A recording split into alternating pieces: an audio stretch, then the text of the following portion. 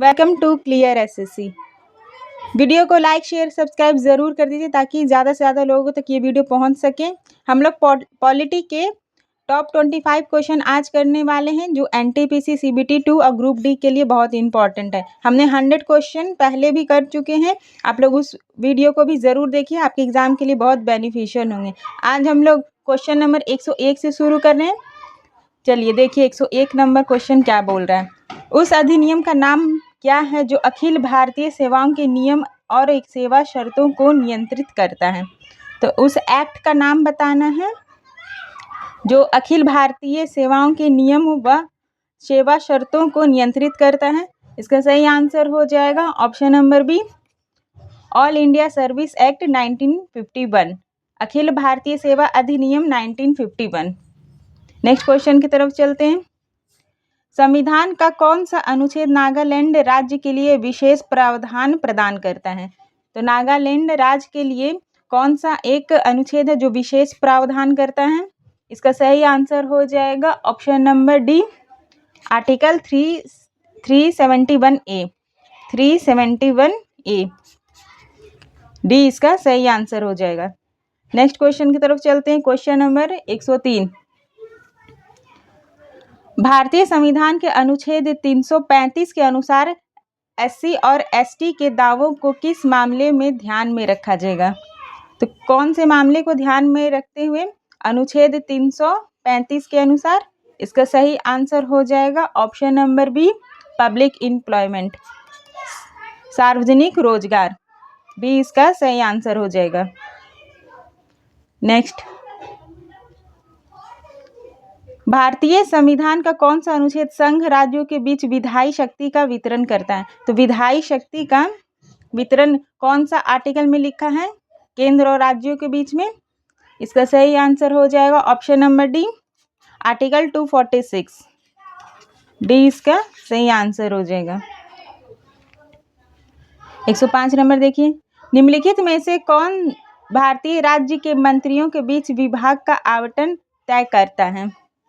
तो कौन है जो भारतीय राज्य में मंत्रियों के बीच विभागों का आवंटन तय करता है। इसका सही आंसर हो जाएगा option number D, chief minister, मुख्यमंत्री इसका सही आंसर हो जाएगा।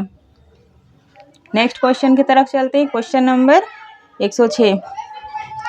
भारत में राष्ट्रीय स्तर पर आपदा प्रतिक्रिया और प्रबंधन के लिए निम्नलिखित में से कौन सा सरकारी निकाय जिम्मेदार है। तो भारत में आपदा प्रतिक्रिया और प्रबंधन के लिए कौन सा सरकारी निकाय जिम्मेदार है। इसका सही आंसर हो जाएगा option number C, NDMA, NDMA इसका सही आंसर हो जाएगा। नेक्स्ट, भारत में लोक अदालत का आयोजन कौन करता है। भारत में लोक अदालत का आयोजन कौन करता है। इसका सही आंसर हो जाएगा option number A, national and state legal service authority, राष्ट्रीय और राज्य कानूनी सेवा प्राधिकरण, ये इसका सही आंसर हो जाएगा।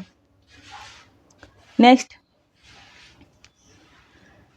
भारत में न्यायिक सक्रियता के एक उपकरण के रूप में जनहित याचिका PIL कैसे उभरी। तो कैसे उभरी थी ये बताना है। इसका सही आंसर हो जाएगा ऑप्शन नंबर ए, यह 1979 में शुरू हुआ जब सर्वोच्च न्यायालय ने व्यक्तियों के सार्वजनिक हित के मामले दर्ज करने की अनुमति दी। कब स्टार्ट हुआ था ये 1979 में, ये इसका सही आंसर हो जाएगा। नेक्स्ट, RTI अधिनियम के तहत सामान्य अनुरोध के लिए कितने दिनों के भीतर जानकारी प्रदान की जानी चाहिए। अगर आप RTI लगाते हैं तो कितने दिनों के भीतर आपको आंसर मिल जाता है ये अनिवार्य रूप से।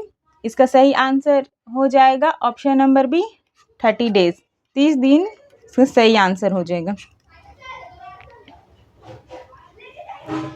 73 में संवैधानिक संशोधन द्वारा पेश की गई निम्नलिखित में से कौन सी विशेषता पंचायती राज संस्थानों के निरंतर कामकाज को सुनिश्चित करती है।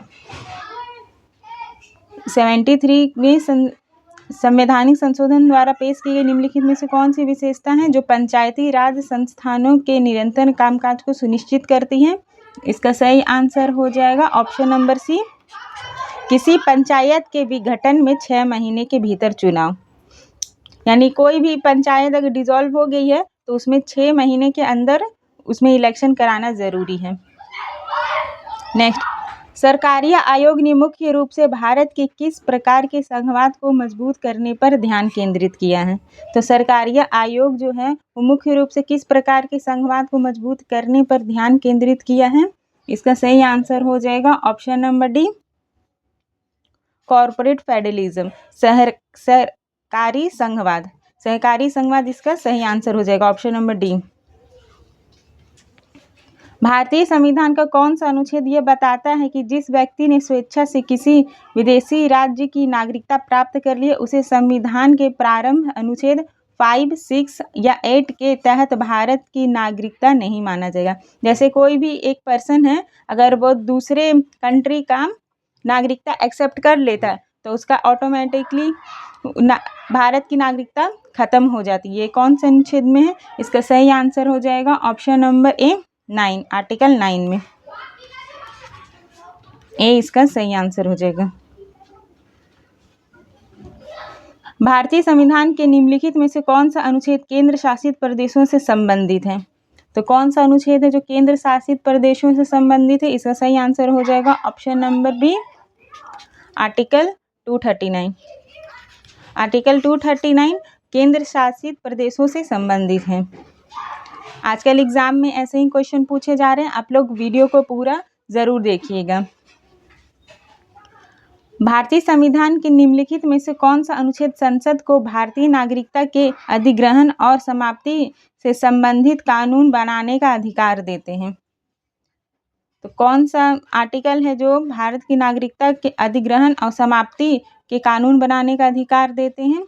इसका सही आंसर हो जाएगा ऑप्शन नंबर ए, आर्टिकल 11 इसका सही आंसर हो जाएगा। नेक्स्ट क्वेश्चन की तरफ चलते हैं। विहान कुमार बनाम हरियाणा राज्य के मामले में किस संवैधानिक उल्लंघन के कारण सर्वोच्च न्यायालय ने गिरफ्तारी को अवैध घोषित कर दिया? तो विहान कुमार बनाम हरियाणा राज्य में एक मामला हुआ था, तो किस संविधान उल्लंघन के कारण सर्वोच्च न्यायालय ने गिरफ्तारी को अवैध घोषित कर दिया था? इसका सही आंसर हो जाएगा ऑप्शन नंबर ए, अनुच्छेद 22A का उल्लंघन, गिरफ्तार के आधारों की सूचना देने में विफलता। ए इसका सही आंसर हो जाएगा।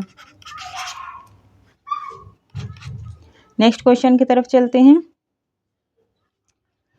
सहकारी समिति को बढ़ावा देने के लिए 97वें संशोधन द्वारा संविधान के निम्नलिखित में से किस भाग में संशोधन किया गया था? तो सहकारी समिति को बढ़ावा देने के लिए कौन से भाग में संशोधन किया गया था? इसका सही आंसर हो जाएगा ऑप्शन नंबर बी, 9B इसका सही आंसर हो जाएगा, पार्ट 9B।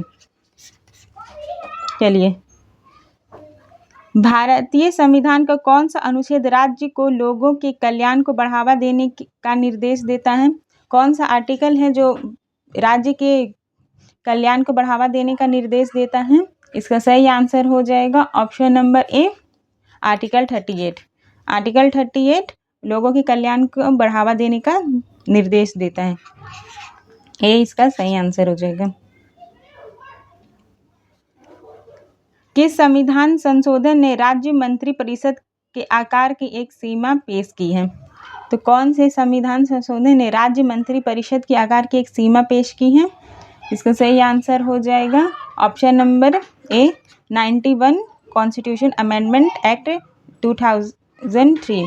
2003 में एक अमेंडमेंट किया गया था, 91 संवैधानिक संशोधन किया गया था जिससे मंत्रिपरिषद का आकार सीमित कर दिया गया था। नेक्स्ट क्वेश्चन,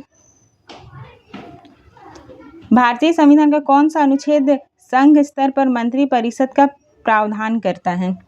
तो कौन सा आर्टिकल है जो संघ स्तर पर मंत्रिपरिषद का प्रावधान करता है? इसका सही आंसर हो जाएगा ऑप्शन नंबर डी, आर्टिकल 74। किस संवैधानिक संशोधन अधिनियम ने राज्य विधानसभाओं में आंग्ल भारतीय समुदाय से सदस्यों को नामित करने का प्रावधान को समाप्त कर दिया है?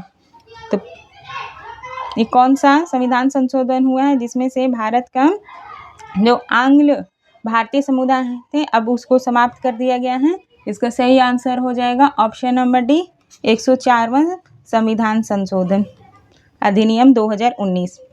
104वां संशोधन अधिनियम 2019 में इसे समाप्त कर दिया गया।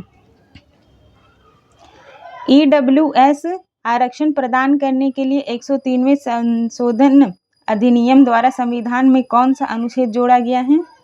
तो कौन सा अनुच्छेद में जोड़ा गया है 103वें संविधान संशोधन के द्वारा?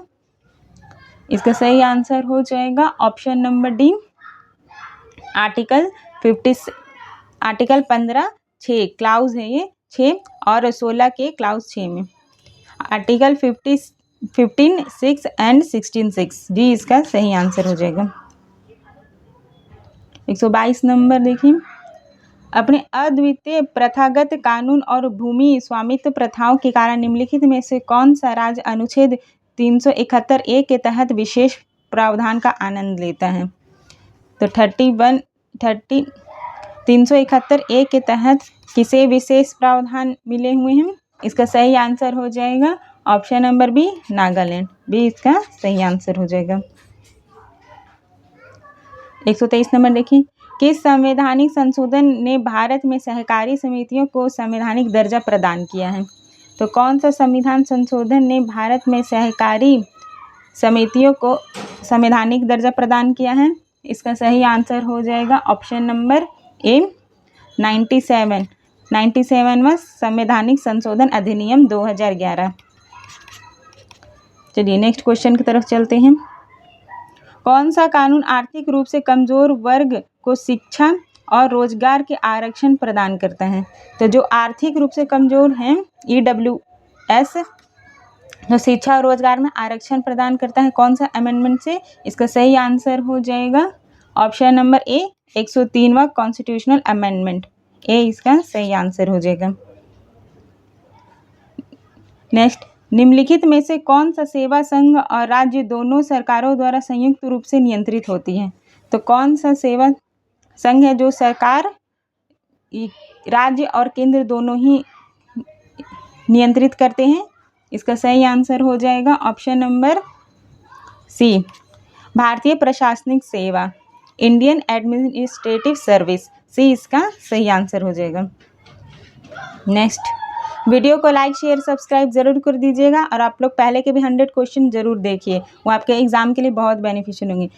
इसका PDF चाहिए तो Telegram channel clear SSC official पे आपको इसका PDF मिल जाएगा। Thank you for watching.